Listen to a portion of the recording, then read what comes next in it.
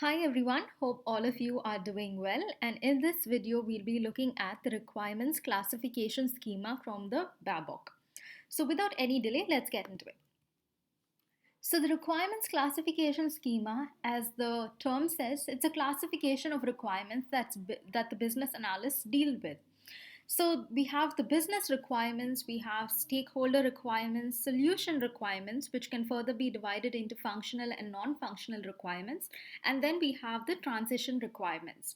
So usually requirements come from a top-down approach, okay? So you just don't create requirements. There needs to be a need for that requirement. The requirement would have been given by someone, or it's linked to some need. So if you see the requirements that's classified, it's from the aspects of business, stakeholders, solution, and then you have transitional requirements. So let us see what each one is in specific. So the first one is business requirements. So business requirements, mostly these are statements of goals, objectives, and outcomes that describe why a change has been initiated. Okay. So this business requirement, it can apply to the whole of an enterprise or a particular business area or a specific initiative on its own. So let's take an example. So let's say that Kelly runs an organic business, okay? And over here, Kelly is the business owner. And the name of the business is Organic Mart. And there can be a business requirement that Kelly puts forth, such as Kelly would like to increase the sales of Organic Mart by 25% in the next quarter to drive a higher revenue. Okay, so this is the goal. It can be an objective, or it can be what outcomes that business stakeholders are looking at. Okay, so this can be an example of what a business requirement is. The next one is stakeholder requirements. So, the stakeholder requirements describe the needs of stakeholders that must be met in order to achieve the business requirements. Okay, so for a business, there are stakeholders, and then these stakeholders, they come up with a set of requirements, which in turn, those requirements need to be satisfied so that it can achieve the overall business requirement. Okay, so these requirements, the stakeholder requirements, may serve as a bridge between the business and the solution requirements. So, the next requirement that we're going to see is the solution requirement, and then you'll get to know how it is a bridge between the two.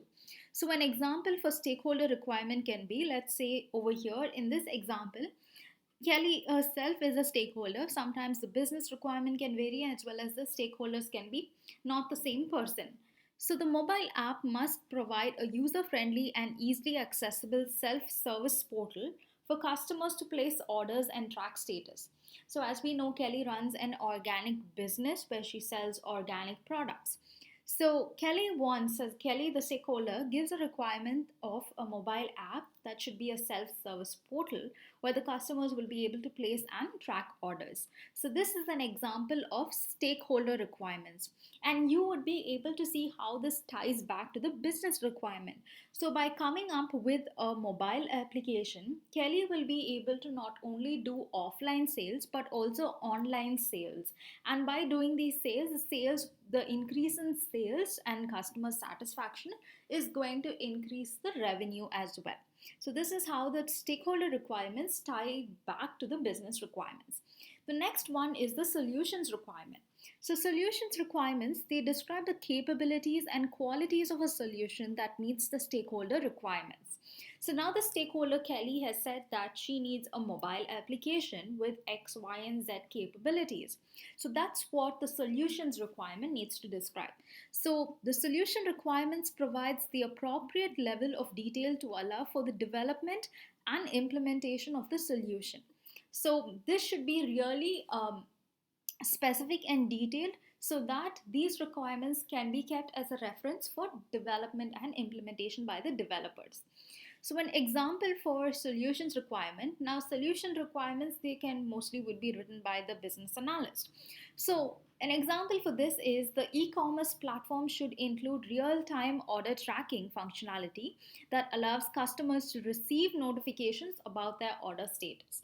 This is just one solutions requirement, but there could be n number of solution requirements for even one stakeholder requirement. Okay, so Along with now, if you see, whatever stakeholder requirements is indirectly bridging the gap between the business and the solutions requirement. So the stakeholders have kept the business requirement in mind, as well as it's a given a direction to the solutions requirement as what needs to be built. So in solutions requirements, there are two types of sub requirements, which is functional and non-functional. So functional requirements, as we all know, they describe the capabilities that a solution must have in terms of the behavior and information that the solution will manage. Okay, the capabilities, the behavior and information. So if you take an online order management mobile app, it needs to have different behaviors and capabilities. For example, placing an order, adding an order or product to the cart, making payments, all these are behaviors, information and capabilities that the solution must have. Okay, so this is an example of functional requirements. Moving on to non-functional requirements, it describes the conditions under which a solution must remain effective or qualities that a solution must have. So it's not very directly related to a functional requirement, but these are the qualities, okay, the qualities and the effectiveness of the solution you are building. So for example, the app should be secure and reliable.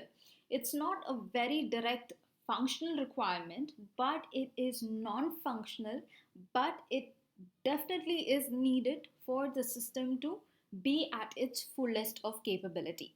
Okay, so you can have security, reliability, durability, usability, all these are different non-functional requirements that systems can have. And the last one is transition requirements. So these requirements are actually requirements that describe the capabilities that the solution must have and the conditions that the solution must meet to facilitate transition from one current state to the future state, okay, but which are not needed once the changes is complete. So let's say that Kelly has all her products existing in an Excel sheet, and that's where all the product information is existing currently, which is the current state. But once the mobile app is launched and up and running, you might want to migrate all the data, let's say all your product information, to the mobile application. Okay, so that's a one time migration that needs to happen. So these type of requirements are said to be as transition requirements. So it's just for the transition state from one state to the future state, and this is temporary in nature and can be distinguished from the other regular requirements. So some other examples of these transition requirements can be data conversions that need to happen, or certain trainings that need to be conducted, business continuity, etc. So these are all examples of transition requirements. So I hope you got some understanding on what the different types of requirements are and how they are classified. So if you like this video, please do give this a thumbs up. If you haven't subscribed, please do subscribe to this channel, and also do share your feedbacks. Thank you.